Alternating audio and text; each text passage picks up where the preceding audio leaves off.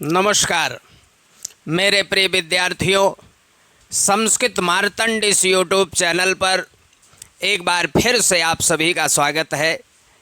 बीच में कुछ विसंगतियों के कारण वीडियोज़ आपको नहीं मिल पाए थे, लेकिन नारायण से ये प्रार्थना करूँगा कि अब आप लोगों को लगातार वीडियोज़ उपलब्ध कराएं, क्योंकि आने वाले दिनों में इस लॉकडाउन के बाद लगातार भर्तियां आने की संभावना है, जिसमें आपका टेट और सुपर टेट की भी प्रबल संभावना है। तो इन सब सारी बातों को ध्यान में रखते हुए हिंदी और संस्कृत विषय का अध्यापन अब आपके सामने हम पूरा का पूरा करेंगे, इसमें कोई दो राय नहीं है। आप सब हमारे साथ बने रहिएगा और इस वीडियो को ज़्यादा से ज़्यादा लाइक, शेयर और कमेंट करते चलिएगा। निरंतर वीडियो आपको मिलेगा। तो आइए, जहाँ से हमने अपनी वीडियोस को बंद किया था वहीं से आगे आज प्रारंभ करते हैं। और संधि के प्रकरण में एक संधि है आपकी तोरली। कौन सी संधि है? तोरली संधि है। तो आज व्यंजन संधि के अंतर्गत तोरली संधि पर हम लोग आप चर्चा करेंगे। चलिए, तो तोरली संधि आज हम आप लोगों को सबसे पहले पढ़ाएंगे। अब इस संधि का नाम भी है तोरली और इसका सूत्र भी है तोरली, या इसे एक नाम और दिया जाता है और वो नाम है क्या? लत्व संधि। कौन सी संधि है? लत्व संधि। इसे तोरली या लत्व संधि के नाम से जाना जाता है। और इस संधि का जो मुख्य सूत्र है वो भी क्या है? तो वो भी सूत्र है आपका तोरली। अब इस संधि में होता क्या है, इस बात को समझेंगे। तो इस संधि में बेटा होता ये है कि यदि तवर्ग के बाद, किसके बाद? यदि तवर्ग के बाद ला वर्ण प्राप्त होता है। क्या होता है? ला वर्ण प्राप्त होता है। यदि तवर्ग के बाद ला वर्ण प्राप्त होता है तो तवर्ग के स्थान पर भी, तवर्ग के स्थान पर भी ला आदेश हो जाता है। क्या हो जाता है? ला आदेश हो जाता है। ठीक है ना? चलिए, बहुत आराम से समझेंगे अपनी बातों को। लत्व या तोरली संधि इसका नाम है और लत्व या तोरली संधि का जो सूत्र है वो क्या है? आपका तोरली। तोरली सूत्र आपको यह बताता है कि यदि तवर्ग के बाद, तवर्ग ये आप जैसा जानते हैं कि वर्गीय व्यंजनों की संख्या 25 है और प्रत्येक वर्ग के अंतर्गत 5 वर्ण आएंगे और वर्गों के प्रतिनिधि वर्ण को उदित वर्ण कहा जाता है। पिछले वीडियोज में हमने आपको बताया है कि कु, चू, टू, तू और पू ये 5 वर्गों के प्रतिनिधि वर्ण हैं और इन वर्णों को उदित वर्ण कहा जाता है। तो संस्कृत की जो वर्णमाला है उसमें वर्गों की संख्या 5 बताई गई है और प्रत्येक वर्ग में वर्णों की संख्या भी कितनी बताई गई है? 5 बताई गई है। तो यहाँ पर कहा गया कि यदि तवर्ग के बाद, तवर्ग में 5 वर्ण आते हैं, वो कौन कौन से हैं? तो वो वर्ण है ता, था, दा, धा और ना। ये तवर्ग के 5 वर्ण हो गए। यहाँ पर कहा गया कि यदि तवर्ग के बाद यानी ता, था, दा, धा और ना के बाद क्या आता है? ला वर्ण प्राप्त होता है, यानी इनके बाद क्या मिलता है आपको? ला मिलता है। तो क्या होता है? तो तवर्ग के स्थान पर, किसके स्थान पर? तवर्ग के स्थान पर, यानी कि ये जो पूर्व पद में प्राप्त होने वाला ता, था, दा, धा, ना, ये तवर्ग के 5 वर्णों में से कोई भी वर्ण यदि रहता है तो क्या होता है? इनके स्थान पर भी, यानी ता, था, दा, धा, ना के स्थान पर भी क्या हो जाता है? ला हो जाता है। अब इसको फिर से बिल्कुल सामान्य तरीके से समझेंगे कि यदि ता था दा धा ना का योग, यदि ता था दा धा ना का योग ला से होता है तो ता था दा धा ना के स्थान पर भी ला आदेश हो जाता है। अब इसका उदाहरण देखेंगे तो बात समझ में आएगी। उदाहरण हमने ले लिया, जैसे आप लोगों ने ये देखा होगा उल्लेखः। क्या देखा होगा? उल्लेखः। विद्वान लोग कहते हैं ना इस बात का उल्लेख किया गया, ठीक है ना। उल्लेख किया गया माने बताया गया, समझाया गया, कहा गया। तो ये जो उल्लेखा शब्द है ये कैसे बना है? तो उद धन लेखा से बना है। क्या बना है? उद धन लेखा से बना है। अब यहाँ पर हमें क्या देखना है? यहाँ पर हमने देखा है कि पूर्व पद के अंत में, कहाँ पर? पूर्व पद के अंत में। तो पूर्व पद के अंत में ये पूर्व पद है और ये उत्तर पद है। अब इस पूर्व पद के अंत में आपको क्या मिल रहा है? तो दा मिल रहा है। क्या मिल रहा है? दा मिल रहा है। अब इसी दा का योग किससे हो रहा है? तो अब उत्तर पद देखेंगे। दा का योग लेखा। लेखा में सबसे पहले क्या मिला? ला। लेखा में क्या मिला? ला मिला। तो यानी पूर्व पद के अंत में यहाँ पर तवर्ग का वर्ण दा यानी ता था दा, तवर्ग का तीसरा वर्ण दा मिल रहा है और इसके ठीक बाद में लेखा में ला मिल रहा है।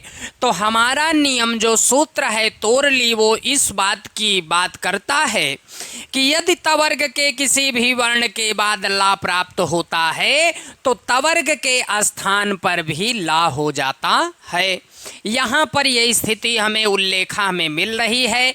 तवर्ग का वर्ण यानी ता था दा पूर्व पद के अंत में आ रहा है और दूसरे पद में यानी उत्तर पद में लेखा में ला आ रहा है।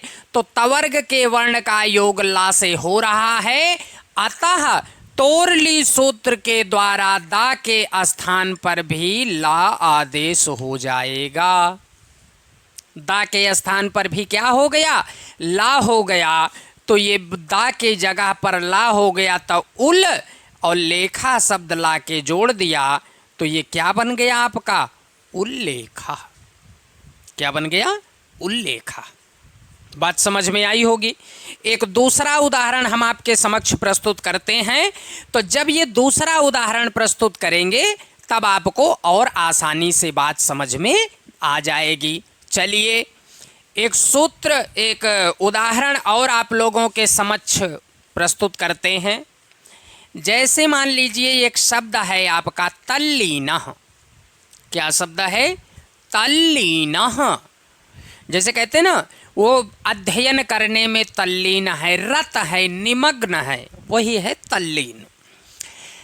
अब तल्लीनः शब्द है, इसे जब आपने अलग किया तो पहला पद बन गया तद और दूसरा पद बन गया क्या? लीनः। तद धन लीनः। यहाँ तद में भी दा में क्या है? पूर्व पद के अंत में ला जो है पूर्व पद के अंत में तवर्ग मिल रहा है और इसके बाद लीनः में क्या मिल रहा है? ला मिल रहा है। तो दा के स्थान पर भी तोरली सूत्र से क्या हो गया? ला आदेश हो गया और फिर आपका क्या बन गया? तल्लीनः। क्या बन गया? तल्लीनः। बात आपको स्पष्ट हो रही है ना? चलिए अब इसके बाद एक और उदाहरण आप लोगों के समक्ष प्रस्तुत करते हैं। जगल्लीयते। क्या उदाहरण है? जगल्लीयते। चलिए तो जब जगल्लीयते हम हल करेंगे, जगल्लीयते ये शब्द आ गया। अब आपका दिखने में थोड़ा सा बड़ा है लेकिन है छोटा। तो यहाँ पर आपने क्या किया कि इसको कर दिया जगद लीयते। क्या कर दिया? जगद लीयते। जगद में अब ये जगद कहाँ से आया? तो जगद भी जगत से ही आया है और झलाम जसो अंते से ताकोदा हो गया है। जगत होता है ना, जगत जगती जगंती ये रूप चलता है। तो जगत शब्द है, जगत का मतलब संसार होता है और जगत से ही क्या बना है? जगद बना है। क्या बना है? जगद बना है। तो जगद लीयते ये आपका बना, और यहाँ पर पूर्व पद के अंत में दा है जो कि तवर्ग का वर्ण है, और इसका योग लीयते के ला से हो रहा है, अतः दा के स्थान पर भी क्या हो गया? ला हो गया। तो ये आपका बन गया क्या? जगल लीयते। क्या बन गया भैया? जगल लीयते। ठीक है ना? तो ये रहा आपका पूरा का पूरा लत्तो संधि। बिल्कुल सरल है और आसान है। इसे एक बार फिर से हम आपको समझा देते हैं कि लत्तो संधि या तोरली संधि इसका नाम है, और इस संधि में बताया गया है कि यदि तवर्ग के बाद ला वर्ण प्राप्त होता है तो तवर्ग के स्थान पर भी ला आदेश हो जाता है। अर्थात ता था दा धा ना की प्राप्ति यदि पूर्व पद के अंत में होती है और ता था दा धा ना का योग ला वर्ण से हो रहा है, तो ता था दा धा ना के स्थान पर भी ला हो जाएगा। कैसे हो जाएगा? जैसे जगल लीयते यह शब्द है, जगल लीयते दो शब्दों से मिलकर बना जगद धन लीयते। जगद में पूर्व पद के अंत में तवर्ग का वर्ण प्राप्त हो रहा है और इसका योग लीयते के ला से हो रहा है, अतः तवर्ग का जो वर्ण दा था इसके स्थान पर तोरली सूत्र से दा के स्थान पर ला हो गया, तो आपका रूप बन गया पूरा का पूरा जगल लीयते। बात स्पष्ट हो गई ना? चलिए, अब आप लोगों को हमने तोरली संधि पढ़ा दिया। तोरली संधि के बाद जो अगली संधि पढ़ने की है और जो महत्वपूर्ण है, क्योंकि इसमें क्वेश्चन आपकी परीक्षा में बहुत सारे पूछे जाते हैं, और दूसरी बात यह है कि दैनिक प्रयोग में भी यानी दैनिक जीवन में लेखन में भी इसका बहुतायत मात्रा में प्रयोग किया जाता है। तो इस संधि का नाम है आपका अनुस्वार संधि। दूसरी संधि अब आप कौन सी पढ़ेंगे? तो दूसरी संधि हम पढ़ेंगे अनुस्वार संधि। अब ये जो अगली संधि पढ़ने जा रहे हैं अनुस्वार संधि है। जैसा कि इसके नाम से ही यह स्पष्ट हो जा रहा है कि यहाँ पर किसकी बात की जा रही है? अनुस्वार की बात की जा रही है। अब अनुस्वार की बात की जा रही है तो यहाँ पर इसका सूत्र जान लेना सबसे जरूरी है। तो इसका सूत्र आ गया आपका क्या? मोनुस्वारः। क्या सूत्र आ गया? मोनुस्वारः। मो अनुस्वारः, म अनुस्वारः, यानी माँ के स्थान पर अनुस्वार हो जाता है। तो कब हो जाता है ये विचार करने की बात हुई। तो माँ के स्थान पर अनुस्वार हो जाता है कब? जब हलंत माँ के बाद या पदांत माँ के बाद कोई व्यंजन होता है तब। अब इसको हम इस तरह से लिखते हैं कि यदि पूर्व पद के अंत में, कहाँ पर भैया? यदि पूर्व पद के अंत में तो पूर्व पद के अंत में जो होता है उसे एक शब्द दिया जाता है पदांत। क्या कहा जाता है भैया? तो इसे कहा जाता है पदांत। यदि पूर्व पद के अंत में या पदांत में माँ प्राप्त होता हो, क्या प्राप्त होता हो? हलंत माँ प्राप्त होता हो। ठीक है ना? हलंत माँ प्राप्त होता हो तथा उसका योग, किसका योग? हलंत माँ का। तथा उसका योग किसी व्यंजन से होता हो। किससे होता हो भैया? तो उसका योग किसी व्यंजन से होता हो तो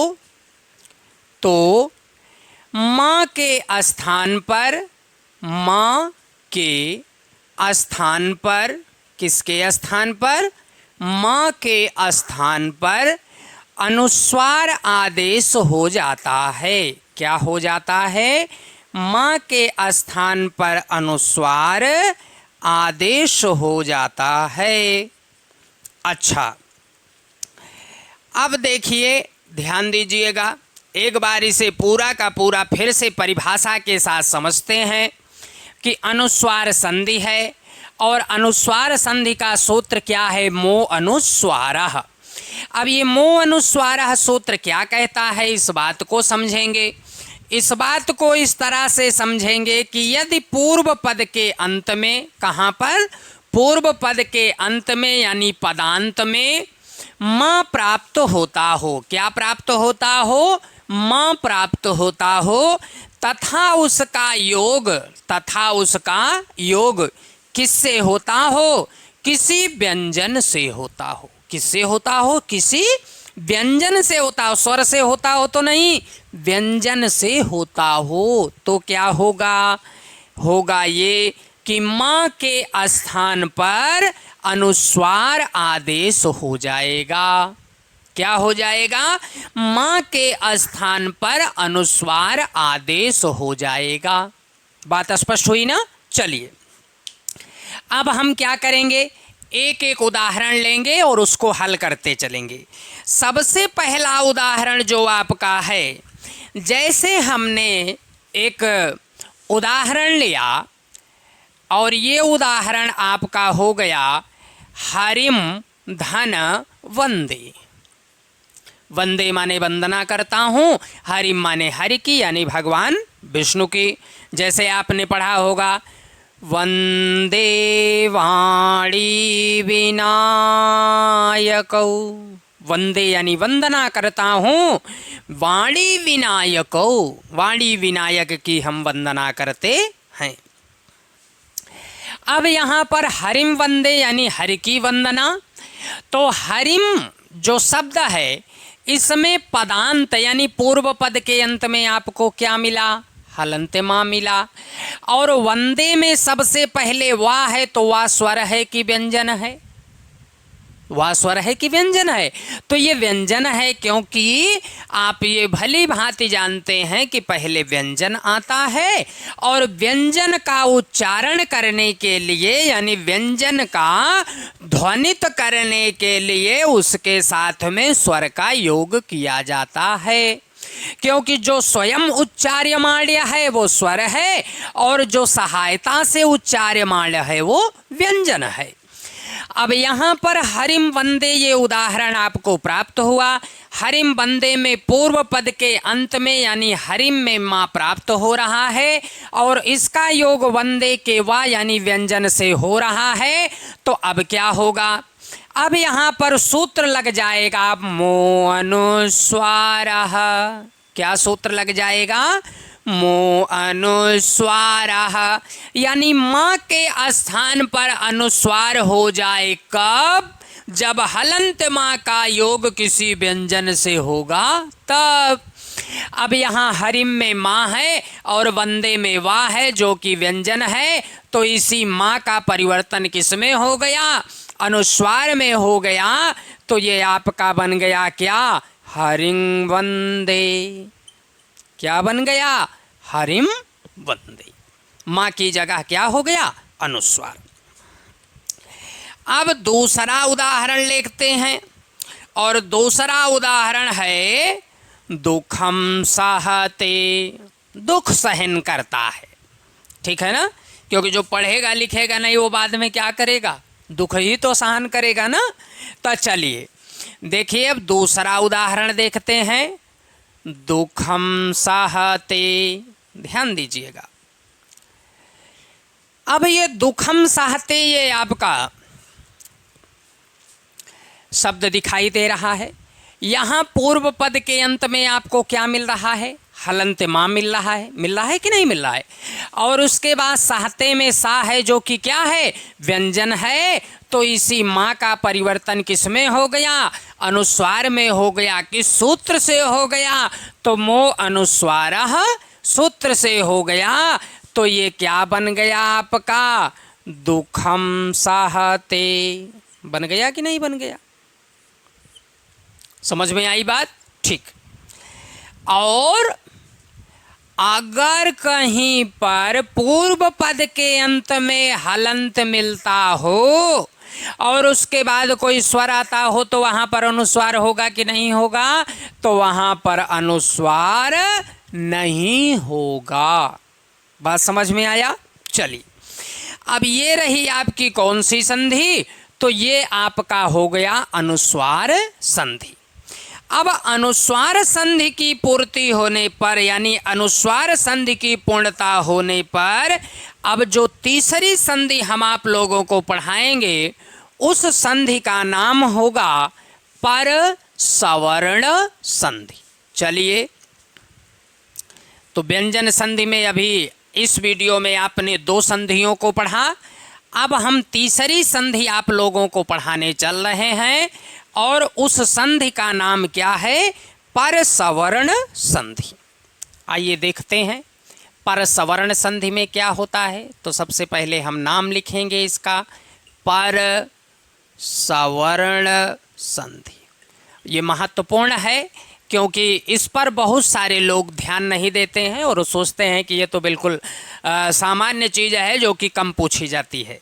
लेकिन ये है कि कभी कभी जो सामान्य चीज़ें होती हैं बेटा वही ज़्यादा महत्वपूर्ण हो जाती हैं, है ना भैया?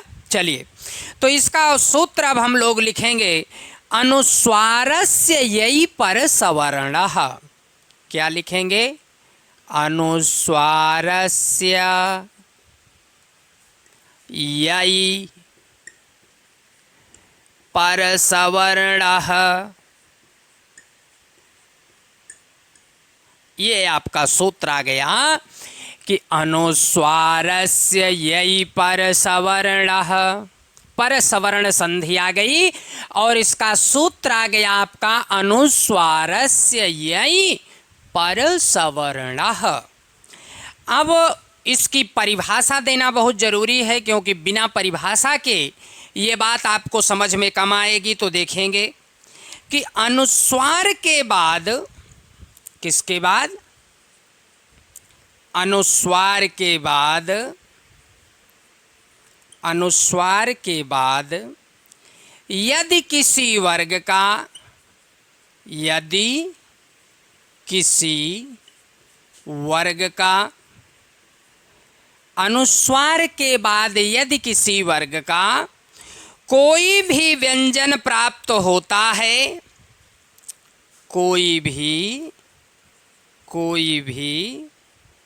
व्यंजन, कोई भी व्यंजन प्राप्त होता है, प्राप्त होता है, तो अनुस्वार के बाद यदि किसी वर्ग का कोई भी व्यंजन प्राप्त होता है तो क्या हो जाता है? अनुस्वार के स्थान पर उसी वर्ग का, अनुस्वार के स्थान पर, अनुस्वार के स्थान पर उसी वर्ग का, उसी वर्ग का पंचम वर्ण, कौन सा वर्ण भैया? पंचम वर्ण आदेश हो जाता है। क्या हो जाता है? पंचम वर्ण आदेश हो जाता है। इसे एक बार बहुत गंभीरता से, बहुत आसानी से समझ लेंगे, ठीक है ना? आइए देखते हैं। फिर से आप हमारे साथ बोलिएगा कौन सी संधि है। तो संधि का नाम हो गया आपका पर सवर्ण संधि और इसका सूत्र क्या आ गया? अनुस्वारस्य यई पर सवर्णः, अनुस्वारस्य यई पर सवर्णः, अनुस्वारस्य यई पर सवर्णः, इसका सूत्र हो गया। और इसमें बात क्या बताई गई कि अनुस्वार के बाद, किसके बाद? अनुस्वार के बाद। यानी इसका मतलब आप ये समझेंगे कि अगर पहले पद के अंत में अनुस्वार मिलता है, क्या मिलता है? यदि पहले पद के अंत में अनुस्वार मिलता है और उसके बाद क्या होता है, अनुस्वार के बाद यानी अगर पहले पद के अंत में अनुस्वार मिल गया तो उसके बाद यदि किसी वर्ग का, 5 वर्ग हैं, तो किसी भी वर्ग का कोई भी व्यंजन प्राप्त होता है, मतलब ऐसा नहीं कि कोई विधान है कि पहला कि दूसरा कि तीसरा कि चौथा, किसी भी वर्ग का अगर कोई भी व्यंजन प्राप्त होता है तो क्या होता है कि अनुस्वार के स्थान पर, किसके स्थान पर, अनुस्वार के स्थान पर क्या हो जाता है कि उसी वर्ग का पंचम वर्ण आदेश हो जाता है, उसी वर्ग का क्या हो जाता है, पंचम वर्ण आदेश हो जाता है। आप चाहें तो इसका स्क्रीनशॉट भी ले लें, बिल्कुल साफ साफ मैंने मोटी कलम से लिख दिया है। अब इसका एक एक उदाहरण हम हल करते चलेंगे। तो चलिए इसका उदाहरण हल करते हैं और आपको अच्छे से समझाते हैं। जैसे आपने एक ध्वनि सुना होगा घंटा, क्या सुना होगा, घंटा, घंटा ध्वनि होता है ना, घंटा ध्वनि बाजे ओम जय जगदीश हरे। घंटा ध्वनि, देखिए जब मंदिरों में पूजा होती है और भगवान देवाधिदेव महादेव के मंदिर में जाते हैं तो मंदिर के पहले क्या मिलता है आपको, घंटा मिलता है ना, उसको बजाते हैं, उसका बड़ा सुंदर नाद होता है और वो जो कि मन को बड़ा सुकून और शांति देता है, पूरे वातावरण को मधुर बनाता है। तो ये जो घंटा शब्द है, अब इसे हम अलग करेंगे और जब हम इसे अलग करेंगे तो पहला पद बन गया आपका घम और दूसरा पद बन गया टा। ध्यान से समझिएगा, पहला पद बन गया घम और दूसरा पद बन गया आपका क्या, टा। अब इसे कैसे हल करेंगे ध्यान दीजिएगा। तो देखिए कि यहाँ पर घम में जो घा है, घा में आ है, घम में घा है और घा में क्या है, आ है, और इस पर क्या लगा है, अनुस्वार। क्या लगा है भैया, अनुस्वार लगा है। तो पूर्व पद के अंत में यहाँ पर आपको क्या मिल रहा है, अनुस्वार, और इस अनुस्वार के बाद जो इसका योग हो रहा है वो किस व्यंजन से हो रहा है, टवर्ग के टा से हो रहा है, यानी टवर्ग का पहला वर्ण आ रहा है कि नहीं आ रहा है। तो यानी घम के बाद क्या आ रहा है, टा, यानी पूर्व पद के अंत में क्या आ रहा है, अनुस्वार, पूर्व पद के अंत में क्या आ रहा है, अनुस्वार। तो बात यहाँ पर ये कही गई है कि अगर पूर्व पद के अंत में अनुस्वार प्राप्त होता हो, यदि पूर्व पद के अंत में अनुस्वार प्राप्त होता हो और उसका योग जिस व्यंजन से हो रहा है, यानी बाद में जो व्यंजन आ रहा है, तो इसी व्यंजन का, यानी जैसे यहाँ पर टा आया या पा आया या चा आया या का आया, कोई भी वर्ण आ सकता है, तो बाद में जो व्यंजन आ रहा है उसी व्यंजन का पांचवा वर्ण, उसी व्यंजन का पांचवा वर्ण आदेश हो जाएगा, किसके स्थान पर, अनुस्वार के स्थान पर। तो यहाँ पर कौन सा वर्ण मिल रहा है, टा, कौन मिल रहा है, टा, और टा का पांचवा वर्ण क्या होगा, तो गिन लेते हैं, टा, ठा, डा, ढा, ड़ा। क्या मिला आपको, ड़ा, यानी बाद में आया मिला वर्ण आपको टा, और टा का पांचवा वर्ण क्या हो जाएगा, ड़ा। तो ड़ा का आदेश किसकी जगह हो जाएगा, अनुस्वार की जगह हो जाएगा। तो ये ड़ा आ गया और यहाँ पर टा तो रहा ही, तो आपका ये क्या बन गया, घंटा। क्या बन गया, घंटा। इसी तरह से अगर आप लोगों ने देखा होगा, तो आपको एक दूसरा उदाहरण हल कराते हैं और बढ़िया से समझाते हैं। जैसे अगला उदाहरण हमने आप लोगों के समक्ष प्रस्तुत किया, और ये उदाहरण है आपका क्या, पंपा। क्या उदाहरण है, पंपा। ये पंपा शब्द का नाम सुना होगा आप लोगों ने। कादंबरी अगर आप लोगों ने पढ़ा होगा, बाणभट्ट जी ने लिखा है कादंबरी, तो कादंबरी में पंपा सरोवर वर्णनम, पंपा सरोवर का वर्णन आया है कादंबरी में, और ये टीजीटी का क्वेश्चन भी रहा है। अगर जो भी हमारे विद्यार्थी टीजीटी इत्यादि संस्कृत से देते होंगे तो उनको ये बात मालूम है कि पंपा सरोवर वर्णनम, ये विंध्याटवी वर्णनम, ये सब सारी चीज़ें कादंबरी कथामुखम में प्राप्त होती हैं, और वो टीजीटी में क्वेश्चन भी आ चुका है। और पंपा सरोवर का वर्णन रामचरितमानस में भी होता है। रामचरितमानस में जब भगवान श्री रामचंद्र जी और लघु भ्राता लक्ष्मण जी दोनों जन माँ जानकी की खोज में जा रहे थे, तो वो खोज करते करते एक दिन भीलनी यानी सिबरी के पास पहुंचते हैं। तो सिबरी से जब माता सीता का पता पूछते हैं तो वो कहती है कि आप थोड़ी दूर पर चले जाइए और वहाँ सुग्रीव से आपकी मित्रता होगी, फिर वो आपकी सहायता करेगा। तो सबरी ने कहा कि पंपा सरहि जाहु रघुराई, ताह होई सुग्रीव मिताई। पंपा सरहि जाहु रघुराई, ताह होई सुग्रीव मिताई। आप पंपा सरोवर चले जाइए और वहाँ आपको सुग्रीव नाम के एक वानर राज से मित्रता होगी, जो कि आपके लिए कल्याणप्रद साबित होगा। तो यहाँ पर ये पंपा शब्द की प्राप्ति हुई है, और अब जब इसे हम अलग करेंगे तो पहला पद बन जाएगा पम, और दूसरा पद बन गया आपका क्या, पा। अब यहाँ पर आप देख रहे हैं कि पूर्व पद के अंत में आपको अनुस्वार मिल रहा है, और अनुस्वार का योग पा व्यंजन से हो रहा है, तो अनुस्वार के स्थान पर पा का पांचवा वर्ण हो जाएगा, यानी पा फा बा भा मा। तो इस पा के पांचवें वर्ण के रूप में माँ का आदेश हुआ, और माँ का आदेश किसके स्थान पर होगा, तो अनुस्वार के स्थान पर होगा। तो ये क्या बन गया, पंपा। क्या बन गया, पंपा। बोलो बना कि नहीं बना, बोलो आनंद आ रहा है कि नहीं आ रहा है। आनंद तो जरूर आएगा, ठीक है ना।